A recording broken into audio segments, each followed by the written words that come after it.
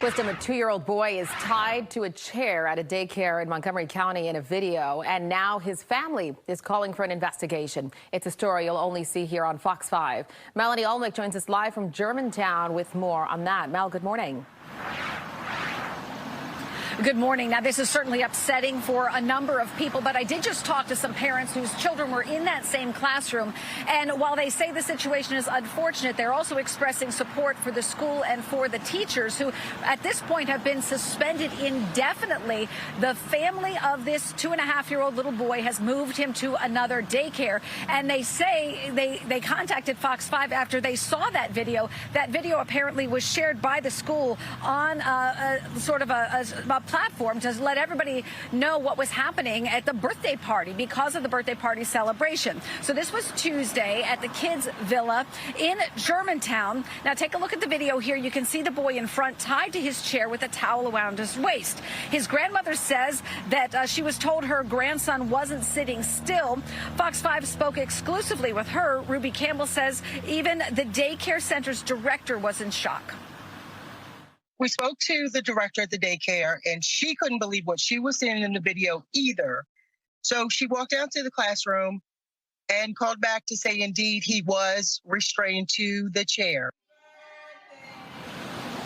Now, the family did file a police report. Montgomery County Police told Fox 5 since there was no bodily harm or bruising, the incident is not being investigated as a crime. The family has now filed a complaint with Child Protective Services. And the daycare center's director told Fox 5 that the center here does not have a restraint policy because children are not supposed to be restrained. And again, the two involved now suspended indefinitely. But some parents here expressing support for those teachers, saying they are wonderful girls. Now, I know you mentioned that this is not being looked at as a crime, but are there any rules about this when it comes to daycares?